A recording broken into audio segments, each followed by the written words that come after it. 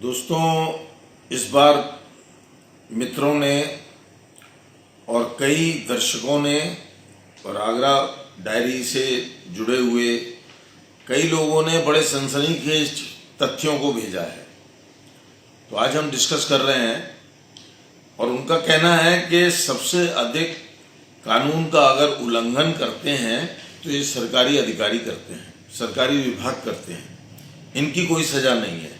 आम आदमी से अगर जरा कोई त्रुटि हो जाए, कोई गलती हो जाए, तो उसके अपराध की सजा उसको देने के लिए पूरा अमला लग जाता है।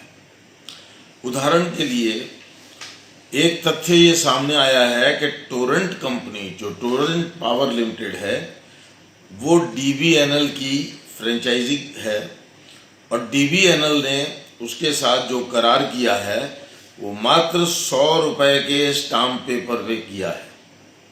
कोई रजिस्टर्ड एग्रीमेंट उनके बीच में नहीं हुआ है।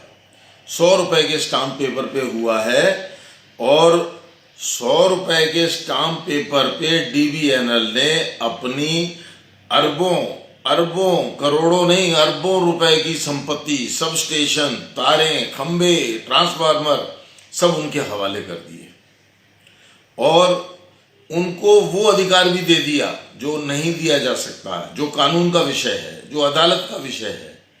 यानी उनको ये अधिकार भी दे दिया 100 रुपए के स्टाम्प पेपर पे कि आप किसी पर भी आरोप लगाएं, उस पर अर्थदंड लगाएं, उसका असेसमेंट करें और उससे टैक्स वसूलें। ये भी अधिकार उन्होंने 100 रुपए के स्टाम्प पेपर पे उनको ट्रांसफर कर दिया। बड़ी अचंभे की बात है। बहरहाल ये विषय तो कोर्ट कचहरी का है, तो इसमें हम नहीं, लेकिन कुछ पीड़ादायक जो तथ्य लोगों ने बताए हैं उनके ऊपर चर्चा कर रहे हैं कि जैसे ये कोरोना काल के अंदर सब कुछ बंदी थी, उस बंदी के पीरियड के अंदर बिल जमा नहीं हो सकते थे, कार्यालय भी टोरेंट कंपनी के बंद थे, लेकिन टोरेंट कंपनी ने लेट पेमेंट शुल्क आरोपित कर दिया है। यानी लोगों को कोई उस चीज की सजा मिल रही है जो अपराध उन्होंने किया नहीं है, उनके ऊपर इसका भी आर्थिक भार डाल दिया है। दूसरी चीज ये है कि इस पीरियड के अंदर उन्होंने इकट्ठा बिल मई के बाद अगस्त के अंदर एक इकट्ठा बिल भेजा है। 90 दिन या 4 महीने का 120 दिन का इकट्ठा बिल भेजा है और इकट्ठा बिल लेने से, इकट्ठी यूनिट की गणना करने से जो स्लैब है वो बदल जाता है। यानी कि 1 से लेके 300 यूनिट तक के एक स्लैब है जिसपे कुछ अन्य रेट है और 300 से अधिक यूनिट होने पर एक अन्य स्लैब में आदमी आ जाता है, उपभोक्ता, और उसमें कुछ अन्य प्रकार का वो है, रेट है। और इसी प्रकार ये स्लैब अगर बढ़ेगा तो उनका जो दर है विद्युत की वो बढ़ जाती है। अब प्रश्न आता है कि आप 3-3, 4-4 महीने का इकट्ठा अगर यूनिट लगा रहे हैं तो उसको वो स्लैब का लाभ तो मिल नहीं रहा। और तीसरा इन्होंने ये कर दिया है कि आपका विद्युत उपभोग जो है वो कम रहा है, मिनिमम जो उपभोग होना चाहिए, लिहाजा उसके ऊपर भी अर्थदंड। यानी बंदी के अंदर दुकान, कार्यालय लोगों की बंद पड़े हुए हैं, वो जबरदस्ती बिजली का मीटर कहाँ से चालू कर देंगे, उपयोग कहाँ से करेंगे, और ना करने के ऊपर भी उसके ऊपर दंड लगा दिया गया है। अब वो दंड भी भुगते।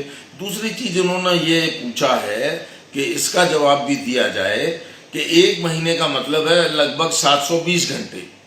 720 घंटे के अंदर एक न्यूनतम उन्होंने यूनिट तय करी है कि इतनी आपको यूनिट का उपयोग करना ही करना है और उसका हमने आपसे पैसा ले लेना है।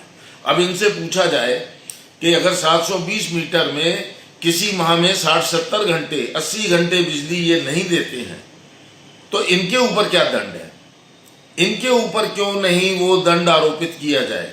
ये विषय सरकार के और नियामक के हैं और ये यहाँ तक पहुँचा सकते हैं केवल जनप्रतिनिधि। मित्रों, मैं आपसे एक चीज़ और कहूँगा कि मैंने पहले भी आपसे कहा कि आप पोस्ट को लाइक कर देते हैं, आप हर पोस्ट को लाइक कर देते हैं, आप पोस्ट पे कमेंट करेंगे तो मुझे पता लगेगा कि पोस्ट की गुणवत्ता क्या है, मुझे पता लगेगा कि कहीं अगर कुछ गलती है तो उसको सुधारा जाए। लेकिन आपको लाभ, क्योंकि आप इतनी वेदना भरे पत्र भेजते हैं, इतनी वेदना भरे संवाद करते हैं, और अगर आप शेयर नहीं करेंगे तो ये उचित काम तक पहुंचेगा कैसे?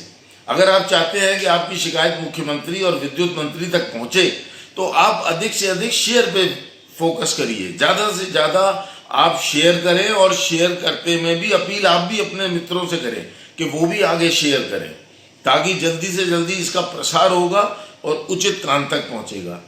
और इसमें कुछ अन्य भी अभी बिंदुओं के ऊपर चर्चा करनी है, लेकिन पोस्ट चूंकि लंबी होती जा रही है तो लिहाजा ये अगले सप्ताह के लिए इसको पोस्टपोन किया जा रहा है। आगे इसी विभाग को लेकर के कुछ अन्य बिंदुओं पर चर्चा करेंगे। धन्यवाद।